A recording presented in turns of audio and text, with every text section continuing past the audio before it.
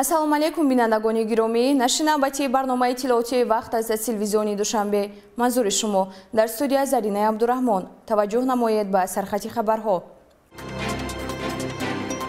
бо зидди кории президенти ҷумҳурии Тоҷикистон пешвои миллат муҳтарам Эмомалӣ Раҳмон ва раиси маҷлиси миллии маҷлиси олии ҷумҳурии Тоҷикистон, раиси шаҳри Душанбе муҳтарам Рустами Эмомалӣ аз шаҳри Турсунзода.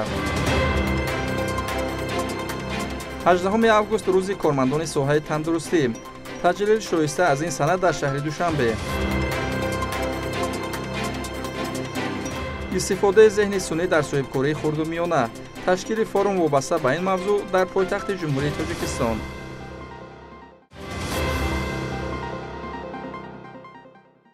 16 август президенти ҷумҳурии Тоҷикистон, пешвои миллат муҳтарам Эмомалӣ Раҳмон ва раиси маҷлиси миллии маҷлиси олии ҷумҳурии Тоҷикистон, раиси шаҳри Душанбе муҳтарам Рустами Эмомалӣ бо мақсади шиносоӣ бо фаъолияти кишоварзон, истифодаи мақсадноки заминҳои корам, ҷамъоварии беталафи ҳосил, таъмини талаботи бозорҳои пойтахти кишвар бо маводи ғизоии хушсифати ватанӣ ва тақвияти иқтидори содиротӣ ба шаҳри Турсунзода ташриф оварданд. 16 август президенти ҷумҳурии Тоҷикистон, пешвои миллат муҳтарам Эмомалӣ Раҳмон ва раиси маҷлиси миллии маҷлиси олии ҷумҳурии Тоҷикистон, раиси шаҳри Душанбе муҳтарам Рустами Эмомалӣ бо мақсади шиносоӣ бо фаъолияти кишоварзон, истифодаи мақсадноки заминҳои корам, ҷамъоварии беталафи ҳосил, таъмини талаботи бозорҳои пойтахти кишвар бо маводи ғизоии хушсифати ватанӣ ва тақвияти иқтидори содиротӣ ба шаҳри Турсунзода ташриф оварданд. нахуст сарвари давлат аз заминҳои шолӣ ки баъд аз ҷамъоварии ҳосили гандум дар кишти такрорӣ парвариш меёбад дидан намуданд. иттилоъ дода шуд ки имсол дар шаҳри Турсунзода дар майдони 5200 гектар шолӣ киш карданд ки аз ин 4000 гектараш кишти такрорӣ мебошад. тавре аён гардид нашунамои шолӣ хуб буда ҳосилнокии интизорӣ аз ҳар гектари он 65 сентнерӣ мебошад. дар маҷмӯъ кишоварзони шаҳр мақсад доранд ки имсол зиёда аз 40,000 тонна ҳосили хушсифати шолӣ ҷамъоварӣ карда, дар баробари таъмини талаботи дохилӣ ҳамзамон содироти онро ба хориҷи кишвар низ ба роҳ монанд. дар идомаи боздид пешвои миллат муҳтарам Эмомалӣ Раҳмон бо фаъолияти хоҷагии деҳқонӣ ангури сомон шинос гардиданд. иттилоъ дода шуд ки хоҷагии мазкур дорои 500 гектар тогзор буда, дар он вобаста ба шароити созгори иқлим навъҳои гуногуни ангур ки бештар барои содирот ва истеҳсоли мавиз нигаронда шудааст, парвариш ёфта ҳамасола аз он ҳосили фаровону хушсифат ҷамъоварӣ карда мешавад. имсол ҳосили ангур дар тогзори хоҷагӣ фаровон буда, аҳли заҳмати он мақсад доранд ки зиёда аз 20,000 тонна ҳосили аълосифати ангур ҷамъоварӣ карда, дар баробари таъмини фаровонӣ дар бозори дохилӣ ҳамзамон 10,000 тоннаи онро ба хориҷи кишвар содир намоянд. инам як беҳишти рӯи замин, инам меҳнати деҳқон кор ки кардӣ, манам хеле ҳосилам ба даст меорам. ризқи рӯзии мардуми Тоҷикистон, хонаи ободи ҳар як оилае ки заҳмат мекашад. чанд республикаро ангур қатъиян мева таъмин мекунад обрӯи давлати тоҷикҳо. аз куҷо? аз Тоҷикистон. ин боиси ифтихор. ба сарвари давлат муҳтарам Эмомалӣ Раҳмон иттилоъ доданд ки майдони умумии тогзор дар шаҳри Турсунзода 5300 гектар буда, тогпарварон аз он соли 2024 зиёда аз 32000 тонна ангур ба хориҷи кишвар содир намуданд. бо назардошти ҳосили фаровон имсол тогпарварон мақсад доранд ки ҳаҷми содироти ангурро ба хориҷи кишвар ба 40,000 тонна расонанд. хоҷагӣ мо 2008 сол бо ташаббус ва дастгириҳои пешвои миллат президенти ҷумҳурии Тоҷикистон муҳтарам Эмомалӣ Раҳмон ташкил ёфт. боғи мо аз 500 гектар иборат аст. дар боғи мо зиёда аз 10 намуд ангуро парвариш шуда истодааст. имсол ҳосила хеле хуб. ҳозир асосан боғи мода ангури ҳусайни сиёҳ, ғалаба, шоҳона, ангури нави президенти ва дигар навъ парвариш шуда истодааст. солҳои охир мо як чиза ба ҳаракат карда боғи васеъ карда истодем.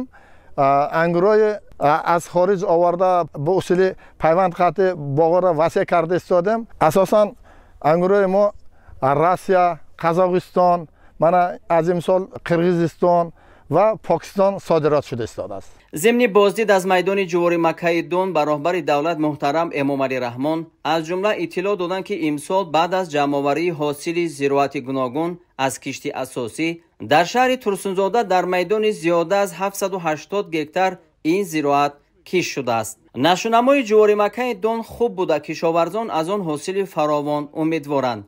در فراورد بازدید از شهر ترسونزاده سرور دولت محترم امامعلی رحمان به خواجگی دهقانی حاجی نعمت که اساساً به تاک پروری و نهال پروری مشغول است تشریف آوردند. ذکر گردید که خواجگی دارای 105 گکتار تاکزار بوده، در آن 6 نمود انگور پرورش می‌یابد. تاک پروران خواجگی باوری دارند که امسال زیاده از 5000 تانه انگور خوش صفت به دست می‌آورند. بعد دستگیری حکومت جمهوری تاجیکستان برای دهقانان به اساساً دستگیری محترم پیشوای ملت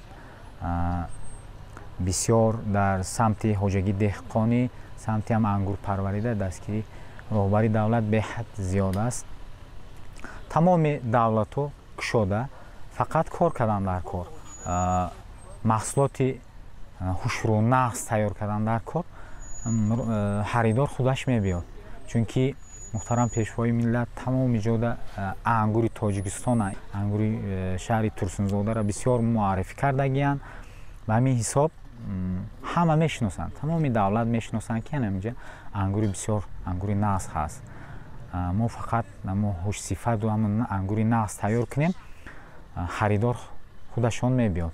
خواجگی برای نگهداری 1200 تانه انگور سردخانه نیز دارد که برای ذخیره انگور و دیگر میوه و سبزیجات و پیشنهاد به بازار در 4 فصل سال پیش بینی شده است. سرور دولت محترم امامعلی رحمان در این خواجگی همچنین شاهد آغاز موسم خشکسازی انگور برای استحصال مویز شدند. طور اطلاع داده شد تاک پروران شهر ترسونزاده طی سالهای اخیر این تجربه برای خودشان نو را خوب از خود نمودند. از جمله سال گذشته آنها 1500 تانه مویز به خارج کشور صادر کردند. همچنین اطلاع داده شد که از 4.5 کیلوگرم انگور 1 کیلوگرم مویز به دست می آید و فایده آن نسبت به فروش انگور تر و تازه قریب 1 برابر زیاد است. در مجموع از اطلاع رسمی برمی آید که کشاورزان شهر ترسونزاده در افزایش استحصال محصولات این ساحه تطبیق عملی برنامه رشد ساحه باغ و تاک‌پروری و سیتروس پروری در جمهوری تاجیکستان برای سالهای 2025-2029 و تأمین امنیت غذایی کشور سهم نمایان دارند. آنها از جمله برای تأمین فراوانی و ثبات بازار استعمالی در 4 فصل سال در میدان 77 گکتار گرمخانه‌های سبزیجات پروری و برای نگهداری 28000 تانه میوه و سبزیجات تر و تازه سردخانه‌ها بنیاد نمودند. سرور دولت محترم امامعلی رحمان ضمن صحبت با راهبریت و کشاورزان شهر برای باز هم زیاد نمودن نشاندادهای استحصالی، پیشنهاد و پهن نمودن تجربه‌های پیشقدم دهقانان ترسونزاده در دیگر شهر و ناحیه‌های کشور، افزون نمودن قدرت صادراتی تاجیکستان، فراوان ذخیره نمودن آذوقه‌واری برای زمستان، پیش از همه برای احتیاجات پایتخت شهر دوشنبه با آنها دستور و هدایت‌ها دادند. تأکید گردید که با مقامات مسئول شهر دوشنبه برای تأمین فراوانی و ثبات در بازار استعمالی و ذخیره آذوقه‌واری برای همه فصل‌های سال همکاری با ثمر به راه مانده شود.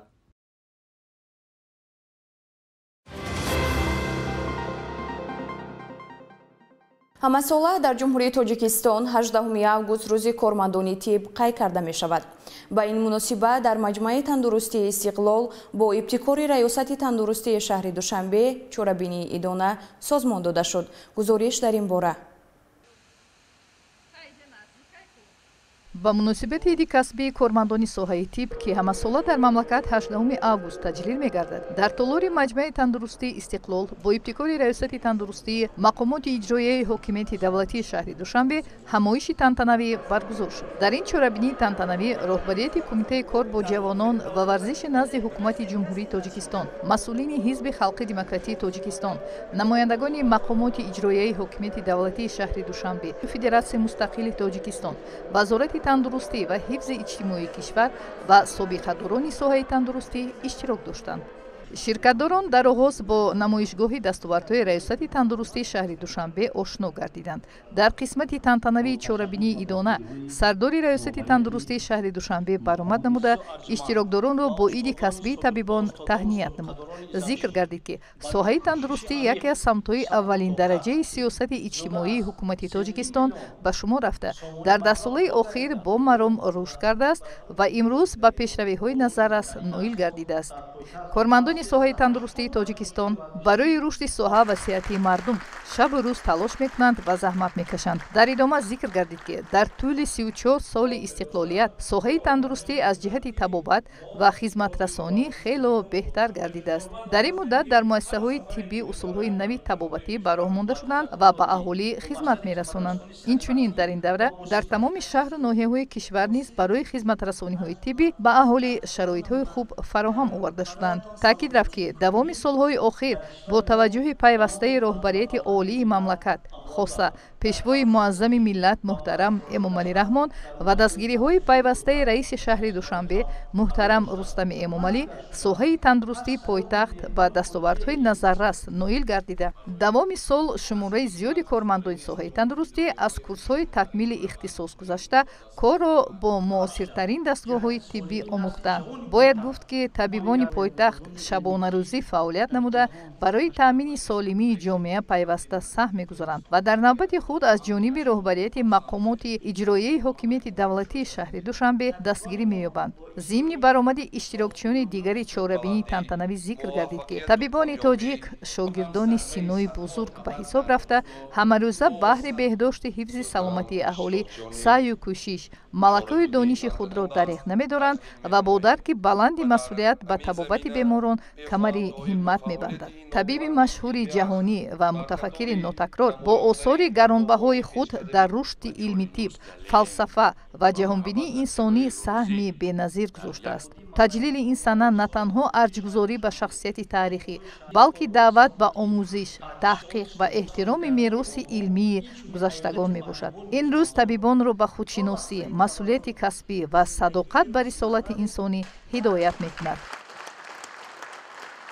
бузургтарин донишманди кураи замин Абу Али ибн Сино дар байни табибони дунё алал хусус 4 табиби эътирофшудаи кураи замин ки пири табибони дунё ба ҳисоб мераванд Гиппократ, Гален, Муҳаммад Закарияи Разӣ мавқеи хосеро доранд.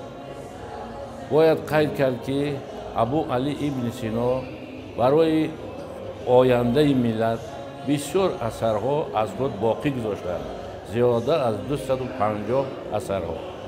лекин дар байни асарҳое ки Абу Али Сино боқӣ гузоштааст, мавқеи китоби ӯ Алқонун мавқеи хоса дорад. дар кураи замин донишманде ки дар сатҳи Абу Али ибн Синои тоҷик ва берунии хоразмӣ бошад вуҷуд надошт.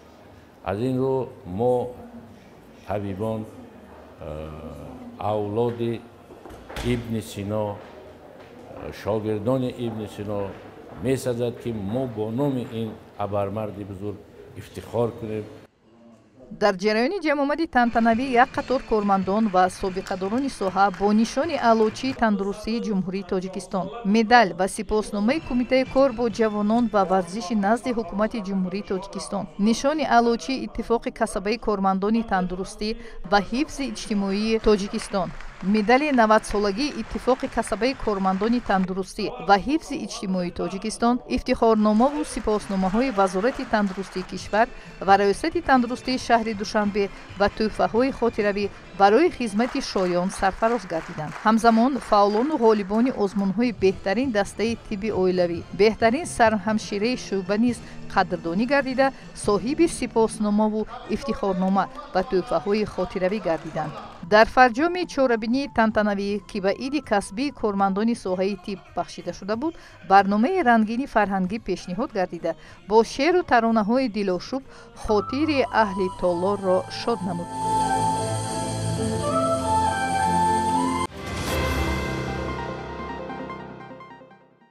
дар толори мақомоти иҷроияи ҳокимияти давлатии ноҳияи фирдавсӣ дар доираи нақшаи чорабиниҳои мавҷуда ба муносибати рӯзи кормандони соҳаи тандурустӣ ҷамъомади тантанавӣ доир гашт. дар саҳифаи навбатии барнома гузориши ҳамкоронамонро аз раванди ин ҳамоиш манзури шумо мегардонем. бо пайравӣ аз сиёсати созандаи президенти ҷумҳурии тоҷикистон пешвои миллат муҳтарам эмомалӣ раҳмон дар толори мақомоти иҷроияи ҳокимияти давлатии ноҳияи фирдавсӣ бахшида ба рӯзи кормандони соҳаи тиб ҷамъомади тантанавӣ бо иштироки масъулин ва кормандони соҳаи тандурустии ноҳия доир гардид. дар ҷараёни баргузории чорабинии мазкур раиси ноҳияи фирдавсӣ Дилшод Сафарзода суханронӣ намуда дастгирӣ ва ҳидоятҳои давлат ва ҳукумати мамлакат хоса пешвои муаззами миллат муҳтарам Эмомалӣ Раҳмонро нисбат ба ин соҳаи муҳими иҷтимоӣ ёдовар намуд. ҳамзамон таъкид гардид ки таъмини хизматрасонии баландсифати тиббӣ ба аҳолӣ аз ҷониби табибон дар сатҳи зарурӣ роҳандозӣ шудааст. инчунин доир ба рушди соҳа дар ҳудуди ноҳия дар давоми солҳои охир андешаронӣ сурат гирифт. мавриди зикр аст ки давоми солҳои охир фаъолияти муассисаҳои зерсохтори раёсати тандурустии мақомоти иҷроияи ҳокимияти давлатии шаҳри Душанбе беҳтар гардидааст ва хизматрасонӣ дар сатҳу сифати зарурӣ таъмин шудааст. таъкид рафт ки давоми солҳои охир бо таваҷҷӯҳи пайвастаи роҳбарияти олии мамлакат хоса пешвои муаззами миллат муҳтарам Эмомалӣ Раҳмон ва дастгириҳои пайвастаи раиси шаҳри Душанбе муҳтарам Рустами Эмомалӣ соҳаи тандурустии пойтахт ба дастовардҳои назаррас ноил гардиданд. дар идомаи чорабинии фаъолони соҳаи тандурустӣ бо сипоснома ва тӯҳфаҳои хотиравии таъсиснамудаи мақомоти иҷроияи ҳокимияти давлатии ноҳияи фирдавсӣ қадрдонӣ гардиданд. дар навбати худ аҳли кормандони соҳаи тандурустӣ таъкид намуданд ки дар оянда низ бо дасту дили пок барои аҳолӣ хизмати тиббӣ мерасонанд. ҳамзамон ба ташаббуси мақомоти иҷроияи ҳокимияти давлатии ноҳияи шоҳмансури шаҳри Душанбе дар якҷоягии бо бахши кор бо ҷавонон ва варзиш дар бинои маркази саломатии шаҳрии рақами 5 бахшида ба рӯзи кормандони соҳаи тибби ҷумҳурии Тоҷикистон маросими қадрдонӣ як зумра табибону фаъолони ин муассисаи соҳаи тандурустӣ баргузор гардид. дар чорабинӣ намояндаи мақомоти иҷроияи ҳокимияти давлатии ноҳияи шоҳмансур, масъулини шуъбаву бахшҳои дастгоҳи раиси ноҳия ва мақомоти иҷроияи ҳокимияти давлатии ин ноҳияи пойтахт, роҳбарият ва кормандони маркази саломатӣ иштирок намуданд.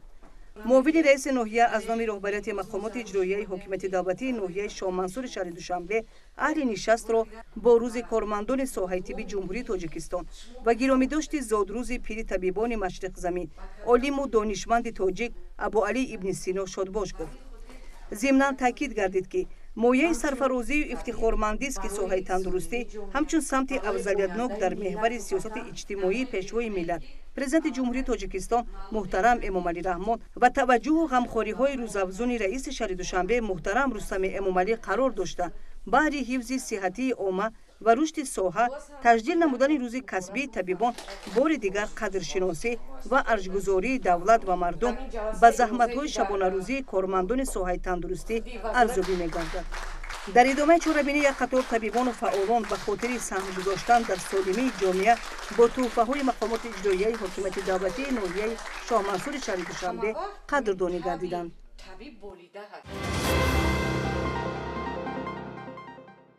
16 август дар айти парки шаҳри Душанбе барои бори нахуст форум дар мавзӯи истифодаи зеҳни сунъӣ дар соҳибкории хурдумиёна баргузор гардид.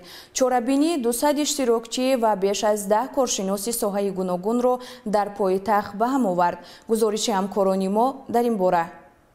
форуми AI Next форум дар истифодаи зеҳни сунъӣ дар соҳибкории хурдумиёна минбар ва пойгоҳи омӯзишии озодро фароҳам овард ки дар он мутахассисон, соҳибкорон, ширкатҳои соҳаи технологияи иттилоотӣ ва намояндагони мақомоти давлатӣ имкон ёфтанд ки таҷрибаи худро мубодила намоянд, тамоюлҳои асосиро дар соҳаи зеҳни сунъӣ баррасӣ кунанд ва донишҳои амалӣ барои татбиқи онро ба даст оранд. давре ки таъкид гардид зеҳни сунъӣ дигар танҳо технологияи оянда нест, он абзори имрӯз мебошад. иброз шуд ки вазифаи мо нишон додан аст ки чӣ гуна ширкатҳои гуногун метавонанд аллакай имрӯз зеҳни сунъиро барои баландбардоштани самаранокӣ ва рақобатпазирӣ истифода баранд. дар доираи форум муҳокимарониҳои панелӣ, суханрониҳои коршиносон ва мастер-классҳои амалӣ доир гардида, иштирокчиён масъалаҳои марбут ба табдили рақамӣ, автоматикунонии равандҳои тиҷоратӣ, истифодаи зеҳни сунъӣ дар хизматрасонии муштариён ва маркетинг, инчунин имкониятҳои сармоягузорӣ дар соҳаи зеҳни сунъиро мавриди таҳлилу баррасӣ қарор доданд.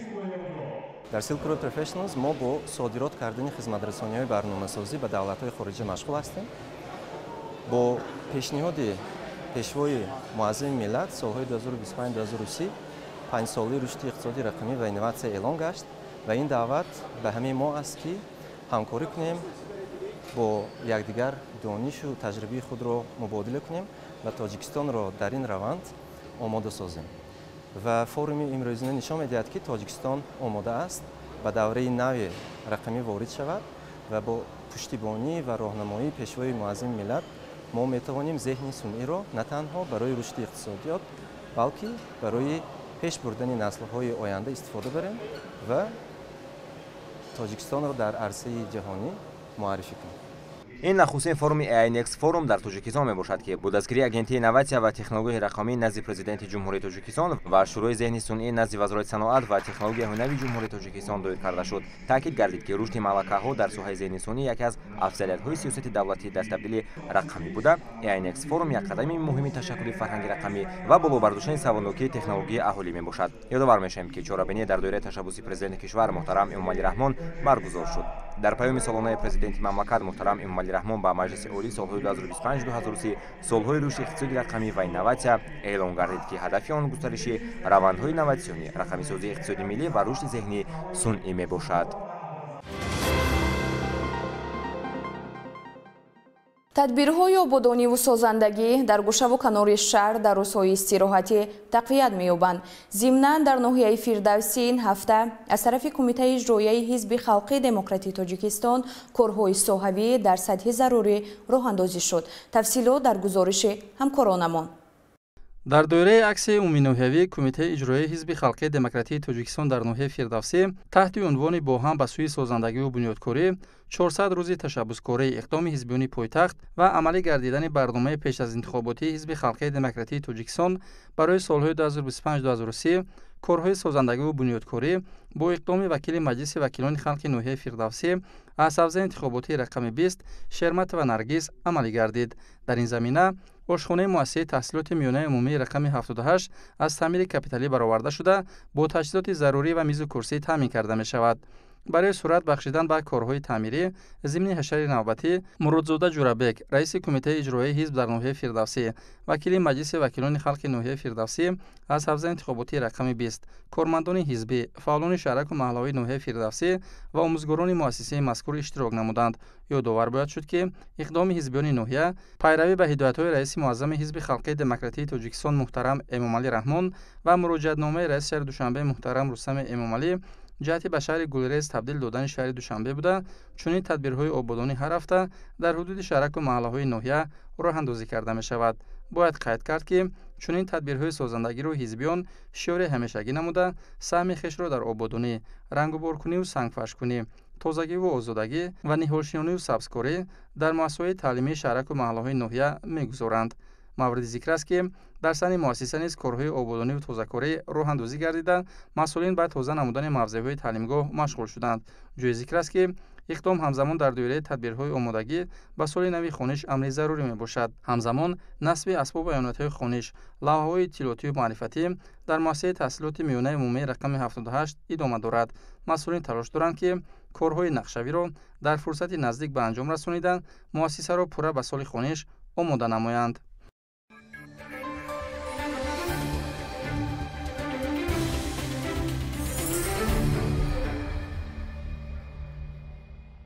дар асоси нақша чорабиниҳои баргузории машқҳои пагоҳирӯзӣ бо ҷалби кормандони корхонаи давлатии фаръӣ ба қайдгирии молу мулки ғайриманқул дар шаҳри душанбе дар ҳудуди боғи фарҳангии фароғатӣ ба номи абулқосим фирдавсӣ машқи пагоҳирӯзӣ доир гардид. гузориш аз рафти баргузории ин тадбири варзишу солимгардонӣ омода шудааст. муассисаи давлатии боғи фарҳангии фароғатӣ ба номи абулқосим фирдавсӣ макони зебо ва орому мусоид барои ташкили машқҳои пагоҳирӯзӣ. варзиш дар баробари ташвиқу таблиғи тарзи ҳаёти солим инчунин яке аз воситаҳои беҳтарини таҳкими дӯстӣ миёни инсонҳо ва кишварҳои ҷаҳон аст. аз ин ҷост ки мунтазам машқҳои пагоҳирӯзӣ ва пиёдагардӣ дар боғу гулгаштҳои шаҳри душанбе ташкил карда мешавад. ин навбат аз ҷониби кормандони корхонаи давлатии фаръӣ ба қайдгирии молу мулки ғайриманқул дар шаҳри душанбе бо мақсади таъмини иҷрои дастури супоришҳои президенти ҷумҳурии тоҷикистон пешвои миллат муҳтарам эмомалӣ раҳмон ки 17 июли соли 2025 дар маҷлиси васеъи кумитаи иҷроии ҳизби халқии демократии тоҷикистон иброз намуданд, дар муассисаи давлатии боғи фарҳангии фароғатӣ ба номи Абулқосим Фирдавсӣ машқҳои пагойрӯзӣ доир гардид. маврид ба зикр аст, ки варзиш гарави саломатӣ буда, аз тарафи давлату ҳукумати ҷумҳурии Тоҷикистон ба ин соҳаи муҳим ва тарбияти ҷисмонӣ таваҷҷӯҳи махсус зоҳир карда мешавад. дар раванди чорабинии иштирокчиён ҳаракатҳои гуногуни варзиширо иҷро намуданд. бояд гуфт, ки варзиш дар баробари солимӣ ва бардамӣ як омили баҳамоӣ дониста мешавад. ҳамин аст, ки иқдоми мавриди назарро кормандони корхонаи давлатии фаръӣ ба қайдгирии молу мулки ғайриманқул дар шаҳри Душанбе амалӣ намуданд. корхонаи давлатии фаръӣ ба қайдгирии молу мулки ғайриманқул дар шаҳри Душанбе тасмим гирифтааст, ки бо мақсади ташаккули тарзи ҳаёти солим, баланд барошани сатҳи фарҳанги варзишӣ ва татбиқи дастуру супоришҳои бевоситаи асосгузори сулҳу ваҳдати миллӣ пешвои миллат президенти ҷумҳурии Тоҷикистон муҳтарам Эмомалӣ Раҳмон ва раиси шаҳри Душанбе муҳтарам Рустами Эмомалӣ, кормандони корхона дастаҷамъона ҳар рӯзи шанбе аз соати 7:30 то 8 дар Теренкур машқҳои пагойрӯзӣ дар боғи фарҳангии фароғатӣ ба номи Абулқосим Фирдавсии шаҳри Душанбе иштирок намуда истоданд. дар раванди ҳамоиш кормандони сохторҳои дигари ноҳияи Фирдавсӣ низ иштирок намуданд. боиси хушнудист, ки дар шароити имрӯза рушд ва дар доираи татбиқи сиёсати созандаи ҳукумати ҷумҳурии Тоҷикистон, ки дар маркази он ташвиқу тарғиби тарзи ҳаёти солим инъикос меёбад, рӯ овардан ба варзиш машғулияти асосии мардум бахусус наврасону ҷавонон гардидааст. тасмим гирифта шуд, ки минбаъд низ кормандони соҳа дар яке аз маконҳои истироҳати фароғатии пойтахт ва машқҳои пагойрӯзии дастаҷамъона машғул мешаванд.